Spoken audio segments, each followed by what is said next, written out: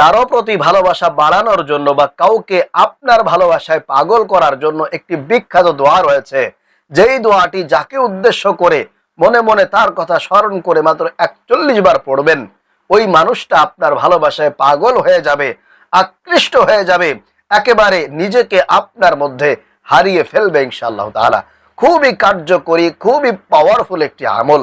প্রিয় ভাইরা মা বোনেরা, এই আমলটি বা এই দোয়াটি যাকে উদ্দেশ্য করে পড়বেন, সে যেই হোক না কেন, আপনার স্বামী হতে পারে, আপনার স্ত্রী হতে পারে, আপনার অফিসের বস হতে পারে, কিংবা কলিগ বা বন্ধু বান্ধব, যে কেউ হোক না কেন, তাকে উদ্দেশ্য করে তার কথা স্মরণ করে করে এই দোয়াটি মাত্র 41 বার পাঠ করবেন ইনশাআল্লাহ তাআলা। অবশ্যই ওই মানুষটা আপনার দুর্বল হয়ে যাবে, আপনার আকৃষ্ট হয়ে যাবে, আপনার বাধ্যগত হয়ে যাবে। আপনি তাকে যা বলবেন ওই মানুষটা বিনা বাধায় আপনার কথা মেনে নিবে ইনশাআল্লাহ তাআলা। কারণ এই দোয়াটি নবী করিম সাল্লাল্লাহু আলাইহি ওয়াসাল্লামের পবিত্র জবান মুবারকের বাণী। এই দোয়াটি তিরমিজি শরীফের 3491 নম্বর হাদিসের একটি দোয়া। প্রিয় ভাইরা মা বোনেরা, খুবই পাওয়ারফুল, শক্তিশালী একটি দোয়া। অতএব আপনি যদি সঠিক নিয়মে আজকের এই আমলটি করতে পারেন ইনশাআল্লাহ তাআলা, অবশ্যই অবশ্যই আল্লাহ পাক রব্বুল আলামিন আপনার ওই মানুষটাকে আপনার বাধ্য করে দিবে, আপনার প্রতি দুর্বল হয়ে যাবে।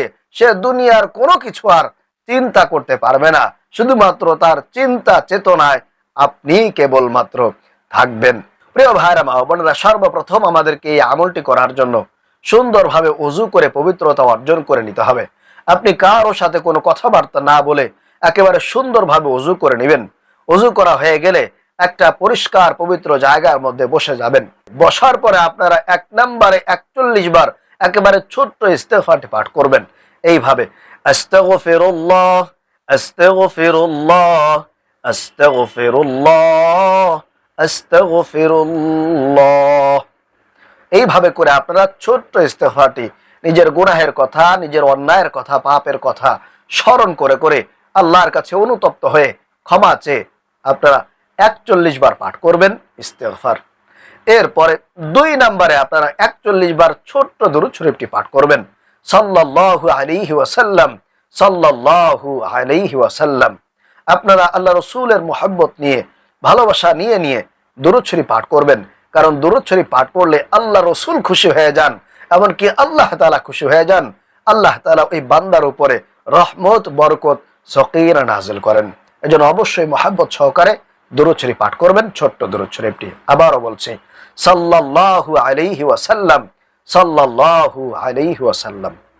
এরপরে 3 নম্বরে আপনারা আল্লাহ রাসূল সাল্লাল্লাহু আলাইহি ওয়াসাল্লামের শেখানো যেই দোয়াটি তিরমিজি শরীফের মধ্যে এসেছে, এই দোয়াটি আপনারা 41 বার পাঠ করবেন। যার জন্য করবেন তার কথা স্মরণ করে করে আপনারা 41 বার পাঠ করবেন এইভাবে, আল্লাহুম্মা রযুকনি হুব্বাকা ওয়া হুব্বা মান ইয়ানফাউনি হুব্বুহু ইনদাক। আল্লাহুম্মা রযুকনি হুব্বাকা ওয়া হুব্বা মান ইয়ানফাউনি হুব্বুহু ইনদাক। আল্লাহুম্মা রযুকনি হুব্বাকা ওয়া হুব্বা মান ইয়ানফাউনি হুব্বুহু ইনদাক। আবারও বলছি, আল্লাহুম্মা রযুকনি হুব্বাকা ওয়া হুব্বা মান ইয়ানফাউনি হুব্বুহু ইনদাক। এরকম তার কথা স্মরণ করে করে আপনারা 41 বার পড়বেন। এরপরে সর্বশেষ আবারও দুরূদ শরীফ পাঠ করে তার জন্য খাস করে আল্লাহর কাছে দোয়া করবেন, মুনাজাত করবেন। অবশ্যই আল্লাহ পাক রব্বুল আলামিন তাকে আপনার দুর্বল করে দিবেন, আপনার বাধ্যগত বানায় দিবেন।